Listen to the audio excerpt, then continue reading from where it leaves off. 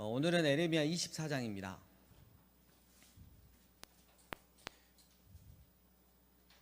네, 에레미야 24장부터 또 한번 가보도록 하겠습니다.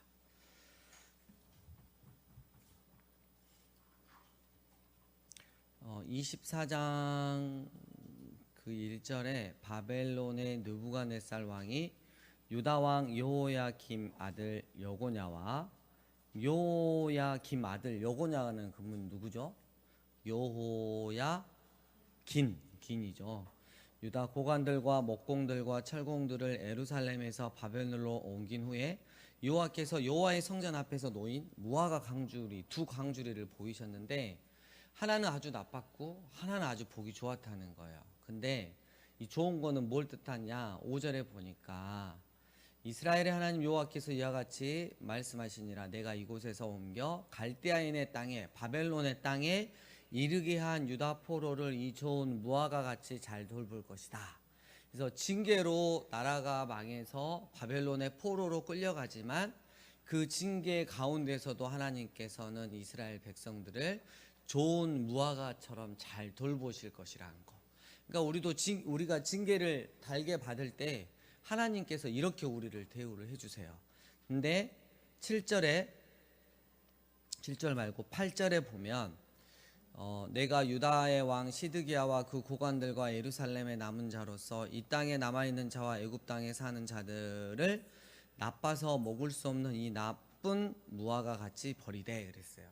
하나님의 징계를 피하고 자기의 편한 대로 그 땅 가운데 남아있거나 하나님의 징계를 피해서 애굽으로 가버렸던 세상으로 가버렸던 이런 자들은 하나님께서 나쁜 무화과 같이 보살핀 게 아니라 버리신다고 말씀하고 계시는 거예요. 그래서 징계를 잘 달게 받을 수 있는 게 은혜다라는 것이 여기에서 나와 있습니다. 25장 3절 두 번째 줄에 그 에레미야가 몇 년 동안 여호와의 말씀을 계속 일렀다? 23년 동안. 근데 순종하지 않았대요. 말씀을 귀뚱으로도 안 들었다는 거죠. 그 이야기가 이렇게 나오고요. 11절 이 모든 땅이 폐허가 되어 놀랄 일이 될 것이며 이 민족들은 정확한 연수를 가르쳐 주십니다. 70년 동안 바벨론의 왕을 섬기리라. 우리 12, 13절 함께 읽겠습니다. 시작.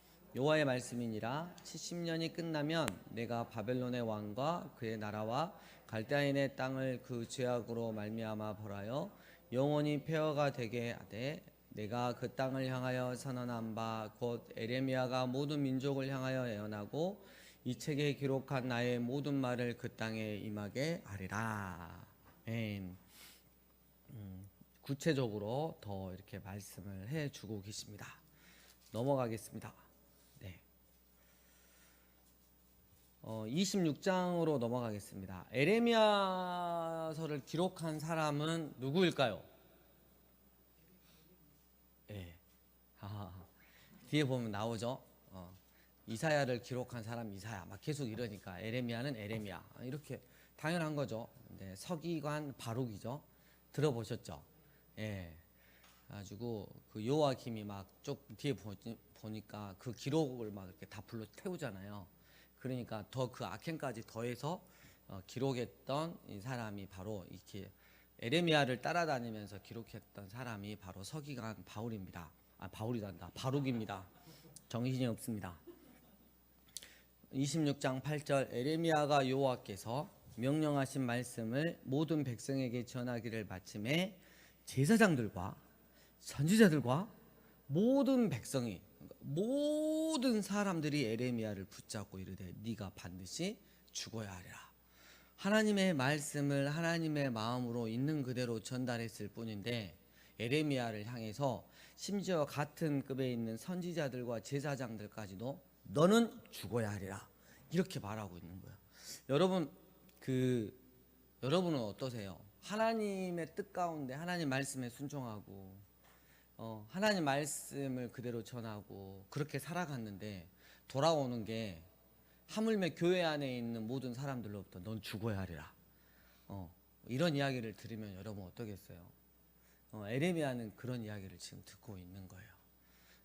너무 짠하죠. 자, 27장으로 넘어갑니다. 짠해도 우리가 아니니까. 자, 자, 유다의 왕 요시야의 아들 요야김 이렇게 있는데 여기 시드기야로 좀 고쳐지는 게 더 맞을 것 같고요. 그 다음에 8절 여호와의 말씀이니라 바벨론의 왕 느부갓네살을 섬기지 아니하며 그 목으로 바벨론의 왕의 멍에를 매지 아니하는 백성과 나라는 내가 그들을 멸망하기까지 칼과 기근과 전염병으로 그 민족을 벌하리라. 벌은 달게 받을 때 효과가 됩니다. 벌을 피하거나 이렇게 벌을 빗나가 버리면 큰일 납니다. 그래서 우리가 벌을 잘 받는 것을 우리가 또 잘 해야 돼요. 우리가 연약하니까 누구든지 우리가 실수할 수 있고 잘못할 수 있고 그래요. 근데 그 다음이 너무 중요합니다. 제가 다음 세대한테도 그런 이야기를 해요. 목사님도 죄 지을 때 있다. 잘못할 때 있다. 판단 잘못할 때 있다. 하지만 그 다음에 깨닫게 되었을 때 그것을 회개하냐 안 하느냐는 하늘과 땅 차이다. 그 이야기를 많이 하거든요. 오늘 우리 말씀 가운데 막 예수님 나에게도 말씀하셔서 막 새롭게 막 이렇게 했잖아요. 예, 계속 새롭게 변화시켜 달라고 그렇게 찬양을 하는데 계속 새롭게가 아니라 더 옛날스럽잖아. 막 꼰대같이 막 그렇게 하는 거. 자, 유명한 선지자가 나옵니다. 28장 1절에 3절 나오죠. 3절. 아니 세 번째 줄 누구죠? 하나냐 이 하나냐 같은 놈아 막 이런 말 우리 하고 놀았던 기억이 나와요. 거짓 선지자예요. 예. 뭐라 그러냐면 3절 내가 바벨론 왕 느부갓네살이 이곳에서 빼앗아 바벨론으로 옮겨간 여호와의 성전 모든 기구를 몇 년 안에 이게 하나님이 나한테 주셨다는 거예요. 너무 뻔뻔하지 않나요? 하냐냐? 예. 이름도 하냐냐 이렇게 좀 뻔뻔하게 보이죠. 에레미야가 6절에 그래요. 아멘. 그래서 나도 그렇게 됐으면 좋겠지만 하나님은 결코 그게 뜻이 아니다 라고 말을 하죠. 그러니까 10절 선지자 하나냐가 선지자 에레미야의 목에서 멍에를 빼앗았고 모든 백성 앞에서 하나냐가 말하이르되 여호와께서 이같이 말씀하시니라 내가 2년 안에 모든 민족의 목에서 바벨론 왕 느부갓네살의 멍에를 이와 같이 꺾어버리려 하셨느니라. 이렇게 이야기를 하는 거예요. 여러분 너무 뻔뻔하지 않나요? 네. 전혀 하나님의 말씀을 받지 않았음에도 불구하고 2년 안에 무슨 근거로 에레미야가 하나님께서 에레미야를 통해서 말씀하시죠. 16절 세 번째 줄 네가 하나냐가 금년에 죽으리라. 17절 선지자 하나냐가 그의 7째 달에 죽었더라. 하나님 말씀 갖고 장난하고 뻥치고 이러면 결국 이렇게 되는 거예요. 자, 29장으로 넘어가서 에레미야가 지금 우리가 1차, 2차, 3차 포로가 먼저 가잖아요. 멸망당하기 전에 그 포로로 먼저 가 있는 이스라엘 백성들에게 편지를 써요. 예. 여러분 그러면 여기서 먼저 퀴즈 낼까요? 포로로 먼저 끌려가 있었잖아요. 바벨론에. 바벨론에서 혹시 그 활동하던 선지자 기억나세요? 에레미야 다음에 있는데 예. 에스겔이잖아요. 예. 자,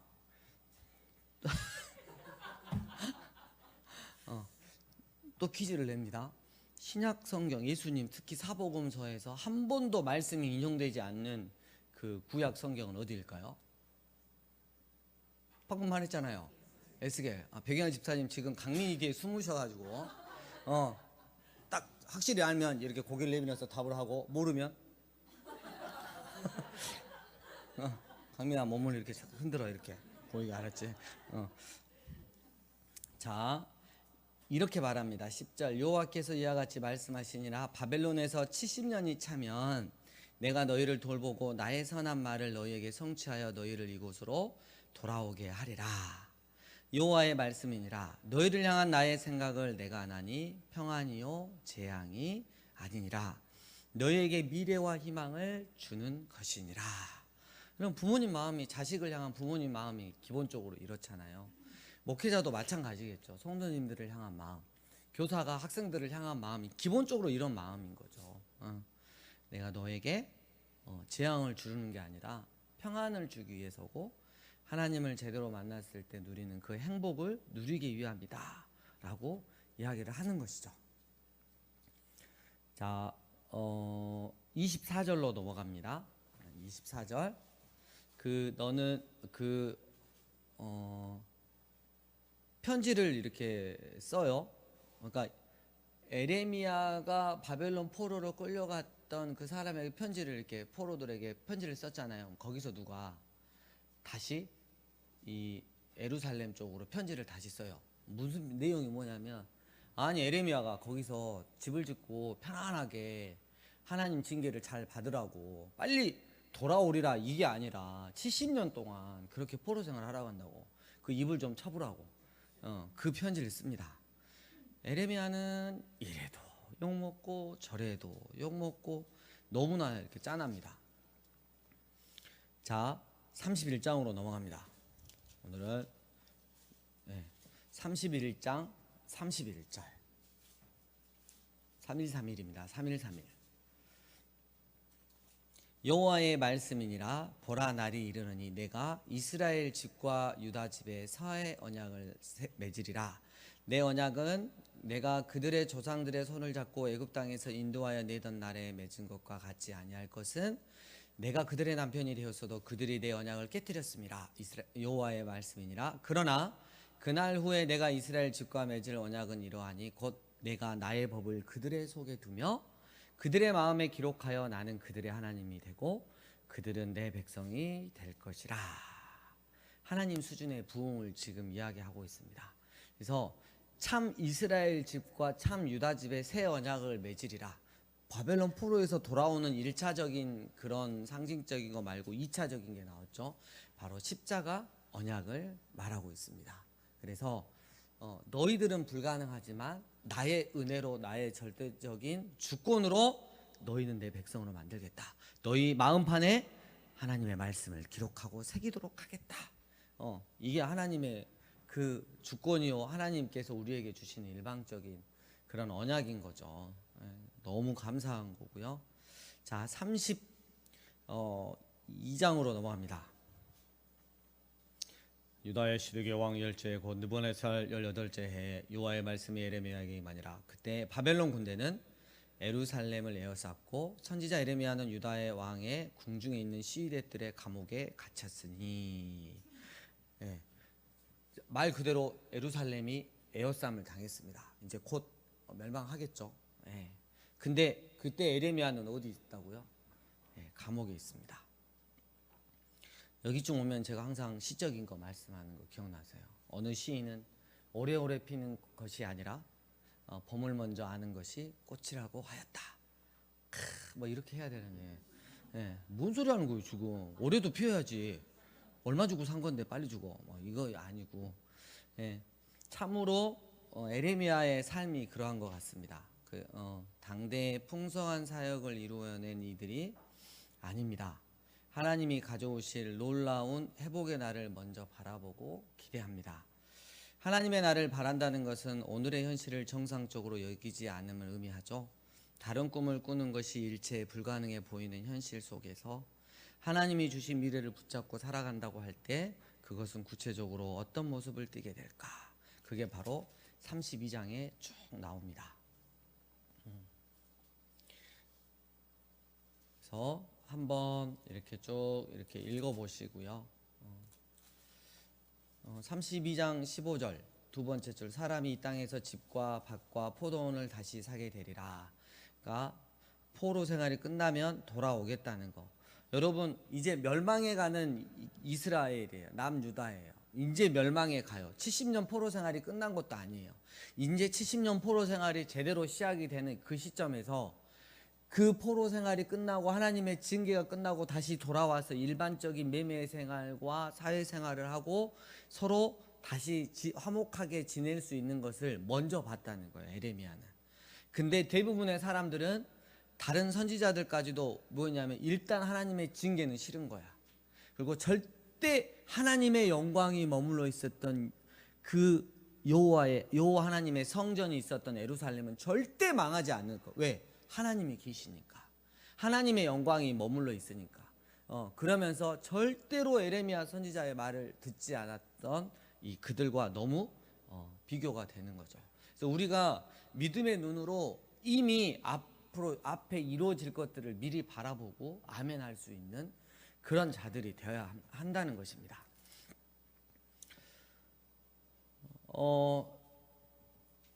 36절에 보면 그러나가 띵띵띵 나오고요. 38절 또 나옵니다. 그들은 내 백성이 되겠고 나는 그들의 하나님이 될 것이며 내가 그들에게 한 마음과 한 길을 주어 자기들과 자기 후손의 복을 위하여 항상 나를 경외하게 하고 내가 그들에게 복을 주기 위하여 그들을 떠나지 아니하리라 하는 영원한 언약을 그들에게 세우고 나를 경외함을 그들의 마음에 두어 나를 떠나지 않게 하고 내가 기쁨으로 그들에게 복을 주되 분명히 나의 마음과 정성을 다하여 그들을 이 땅에 심으리라.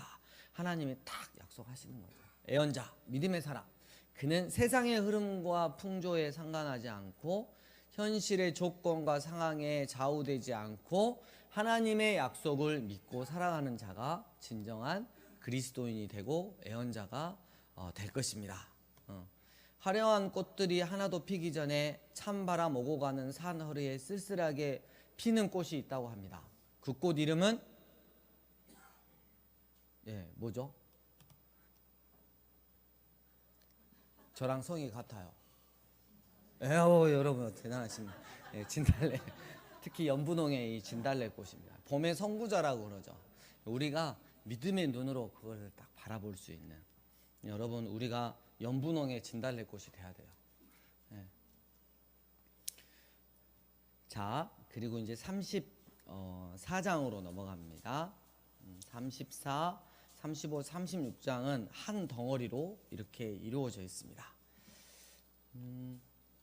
넘어가고요. 35장 2절에 내갑 사람들이 나옵니다.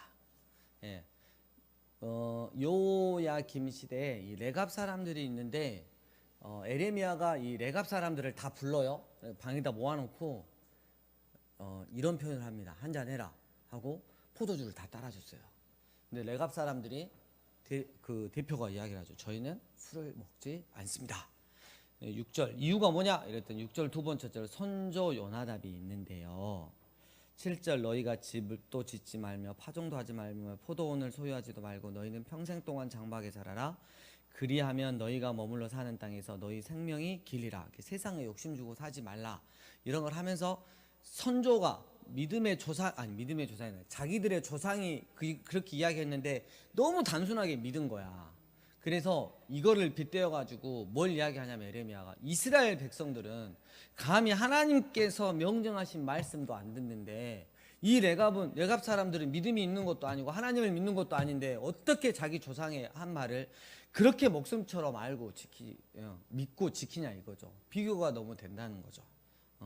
그 이야기를 하면서 이스라엘 백성들을 돌려서 혼내는 장면이 바로 35장입니다. 그리고 36장 1절에 요호야김 4년입니다. 4년에 2절 두 번째 줄 요시야의 날부터 오늘까지 이스라엘과 유다 모든 나라에 대하여 내가 내게 일러준 모든 말을 거기에 기록하라.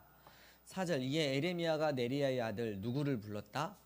그렇죠. 바로 에레미야가 불러주는 대로 여호와께서 그에게 이르신 모든 말씀을 두루마리 책에 기록했다. 그래서 에레미야를 쓴 사람은 누구다? 불러준 사람은 누구다? 에레미야죠. 그렇죠. 둘이 이렇게 세트가 이렇게 되는 거죠. 그래가지고 이거를 이거를 이제 위쪽에다가 이제 전달을 하는 거죠. 읽고 좀 회개 좀 하라고. 자, 여기서 에레미야의 믿음의 조력자가 나오는데 10절에 바룩이 한 명이 있고요. 그리고 두 번째 줄 사반의 아들 서기가 누구요? 그마랴가 있고요. 그러니까 이게 에레미야 말을 모든 백성에게 낭독을 했어요. 그리고 또 한 명이 39장 14절 보면 그다랴라고 하는 자가 있습니다. 아무리 힘든 그 시기에도 에레미야도 하나님께서 붙여주시는 믿음의 동역자들이 있었다는 거. 그래가지고 이제 바룩이 고관들 앞에서 두루마리를 낭독하니까 놀래가지고 그걸 왕에게 가져갔어요. 그래서 이제 왕한테도 이제 들려줘야겠다 하고 왕한테 갔습니다. 22절 그때는 아홉째 달이라 왕이 겨울 궁전에 앉았고 그 앞에는 불 피운 화로가 있더라. 여우디가 서너 쪽을 낭독하면 왕이 눈물로 회개하고 이게 아니라 왕이 면도칼로 그것을 연하여 베어 화롯불에 던져서 두루마리를 모두 태워버렸어요. 그러니까 하나님께서 주시는 그 경고의 말씀들을 듣고 회개한 게 아니라 너는 읽어라 그러면서 나는 면도칼로 어떻게 해요? 그걸 찢어가지고 바로 화롯가에다가 불을 질러가지고 그 에레미야 모든 기록들을 다 불태워 없앤 거죠.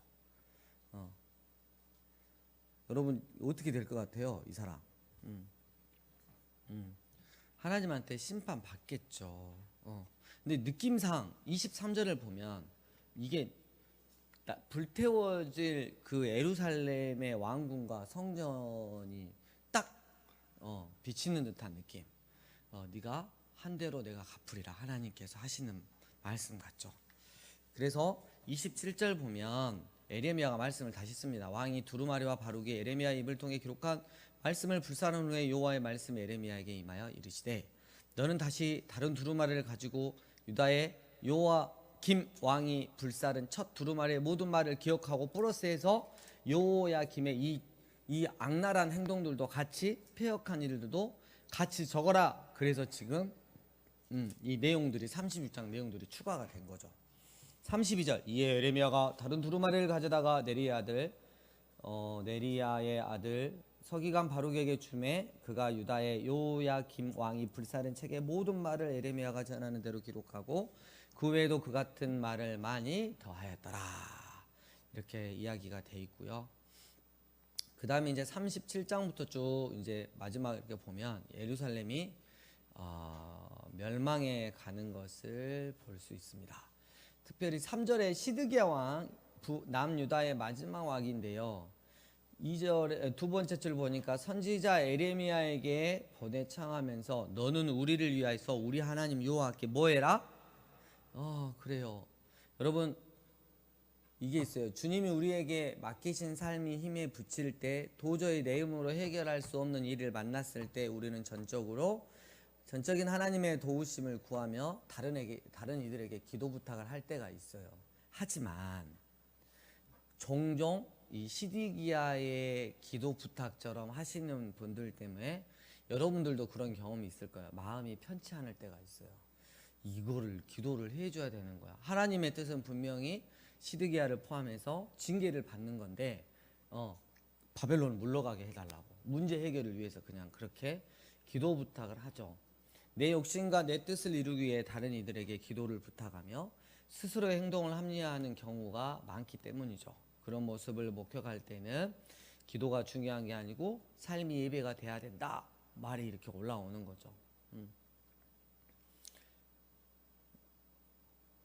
예루살렘이 멸망에 가던 때도 자신의 욕망을 버리지 못하고 기도를 부탁한 이들이 있는가 하면 이름 없이 빚도 없이 자기 신의 할 일을 감당한 사람도 있었다는 거. 그래서 우리가 이건 바로 잡아야 돼요. 내가 언제든지 기도하면 필요해서 기도하면 하나님은 들어주셔야 한다는 이 생각은 절대 믿음이 아니에요. 절대 믿음이 아니에요. 하나님께서 지금 나에게 기도를 원하시는지, 하나님께서 나에게 지금 징계받기를 원하시는지, 하나님께서 나에게 지금 삶을 고치기를 원하시는지 그거를 잘 캐치하고 하나님의 뜻을 어떻게 하면 이루어드릴 수 있을까 하는 것이 고민하는 것이 기도지. 내 뜻을 어떻게 하나님 앞에 관철시킬까? 하나님은 나를 위해서 나를 위해서 하나님을 어떻게 이용할까? 그 기도는 절대 안 된다는 거예요. 이거는 이방인들이 드리는 기도라는 거죠. 제가 자꾸 하는 말 있잖아요. 집에서 이렇게 아파트가 30몇 평이야. 너무 잘 살죠. 너무 잘 사는데 그 다음 목표가 50평대야. 그래가지고 50평 달라고 막 기도를 막 부탁하고 목사님, 이번에 이렇게 해가지고 이거 뭐라 그러지? 그거 이렇게 막 접수해가지고 받는 거. 예. 청야. 이번에 50몇 평 이거 됐으면 좋겠어요, 목사님. 뭐 그 기도를 해야 됩니까? 어떻게 해야 됩니까? 30평대 사면 엄청 잘 사는 거잖아요. 예. 지금 다 우리 20평대에서 우리 아주 겸손하게 살고 있는데 또 속으로 그래서 에휴 30평대나 주면 모르지 뭐. 여러분 우리의 일상이 순종이 없는 이 기적의 강구는요, 우리 신앙을 그냥 우상 숭배로 전락시키는 도구일 뿐입니다. 그래서 절대 우리가 이러면 안 됩니다. 16절, 에레미야가 뚜껑 씌운 웅덩이에 들어간 지 여러 날 만에. 너무 짠하죠. 하나님 말씀을 전한 죄밖에 없는데 또 진흙 구덩이에 제대로 쉬지 못하고 마실 물도 없으면서 전혀 없는 그곳에서 갇혀있는 그 에레미야의 모습. 38장에 보면 에레미야가 구덩이에 또 계속해서 갇혀있는 게 나옵니다. 6절, 그들이 에레미야를 끌어다가 감옥들에 있는 왕의 아들 말기야의 구덩이에 던져 넣을 때, 여러분 왜 그런지 알아요? 아까 시드기야가 기도 부탁했잖아요.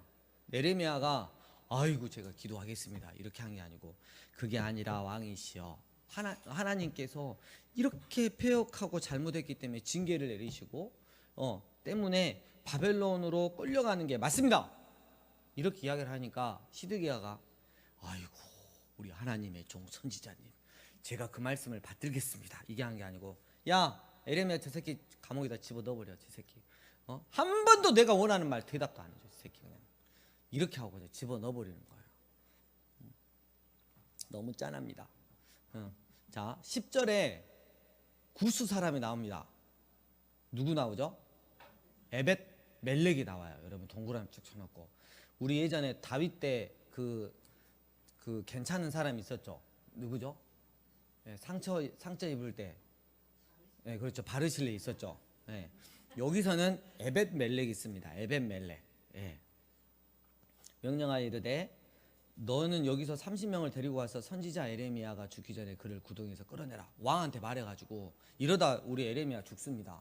왕이시여 살려주십시오 하고 건의를 해가지고 끌어갖고 올렸다는 거야. 너무 멋있죠. 네. 14절, 시드기야 왕이 사람을 보내어 정신을 못 차리고 선지자 에레미야에게 여호와의 성전 셋째 문으로 데려오게 하고, 왕이 에레미야에게 이르되 내가 내게 한 가지 일을 물으려니 한마디도 내게 숨기지 말라. 그래서 또 아직 정신 못 차렸어요. 근데 에레미야는 늘 바르고 정직하게 말하죠. 그럼 또 어떻게 했어요? 또 들어가는 거죠. 28절, 에레미야가 예루살렘이 함락되는 날까지 감옥들에 머물렀더라. 제가 여기 위에다가 글을 이렇게 한 줄을 써놨는데 너무 멋있어. 에레미야가 전한 하나님의 말씀이 에레미야의 삶을 결정하였고 그의 날들은 고통과 수욕의 연속이었다. 에레미야가 전한 하나님의 이 말씀이 에레미야의 삶을 먼저 결정을 한 거예요. 근데 그 결과는 어려운 뿐이었다는 거죠. 하나님께서 상황을 허락해 주시면 우리가 기쁨으로 받고 또 할 수 있지만, 그렇지 않을 경우에도 우리는 늘 우리가 목요 예배 때 했던 것처럼 우리의 생각과 우리의 이성을 진리이신 하나님 말씀 아래 두고, 그럼에도 불구하고 하나님을 신뢰하며 살 수 있는 거. 하나님 다 잃었어요. 아무것도 없어요. 하나님 태경이도 떠났어요. 아무것도 없어요. 근데요 저한테 하나님 남아있어요. 하나님이 저 전부 되세요. 이러면서 하나님을 여전히 신뢰하고 감사할 수 있는 게 우리의 믿음일 것입니다. 39장, 태경이가 순간 깜짝 놀랐을 거예요. 태경이는 의리로 사는 사람입니다. 절대 저를 떠나지 않을 겁니다. 자 유다의 시드기야 왕의 제9년 열째 달에 바벨론의 느부갓네살 왕과 그의 모든 군대가 와서 예루살렘을 에워싸고 치더니, 시드기야의 제11년 넷째 달, 그렇죠, 아홉째 날에 성이 어떻게 됐다? 결국 하나님의 뜻대로 된 것입니다. 6절, 바벨론의 왕이 림나에서 시드기야의 눈앞에서 그의 아들들을 죽였고, 왕이 또 유다의 모든 귀족들을 죽였으며, 왕이 또 시드기야의 눈을 빼게 하고 바벨론으로 옮기려고 사슬로 결박하여 갔더라. 4개월 동안 여러분 질질 끌려서 바벨론까지 끌려갔어요. 하나님 말씀에 대항하고 하나님의 말씀을 우습게 하는 자의 결론이 이렇게 되는 것입니다. 14절, 사람을 보내어 에레미야를 감옥들에서 데리고 사반의 손자 아이감의 아들 그다랴에게 넘겨서 그를 집으로 데려가게 하매. 그래서 그다랴 세 번째 도륙자가 나오죠.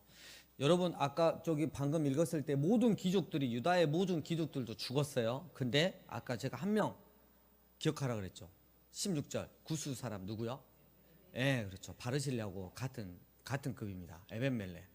그는 있잖아요. 그냥 뭐 이렇게 엄청난 게 아니고 넷이나 왕의 그 시종을 드는 그 정도 급이에요.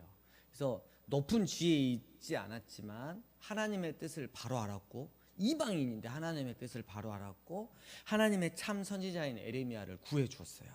예, 그래서 17절 여호와의 말씀이니라 내가 그날에 너를 구원하리니. 18절 내가 반드시 너를 구원할 것인즉 네가 칼에 죽지 아니하고 네가 노략물같이 내 목숨을 얻을 것이니 이는 네가 나를 믿었습니다. 하나님께서 이 에벳 멜렉이 하는 일을 알고 하나님께서 열심을 내셔서 그를 구원해 주시고 살려 주신 게 이게 딱 나오는 것입니다. 죽음과 불신의 이 세상에서 에레미야를 살리기 위해서 애썼던 구스인의 목숨을 이제는 하나님이 구원하시려고 애쓰는 모습. 여러분 우리에게 누구의 평가가 중요합니까? 이 세상의 직분이 중요한 게 아니잖아요.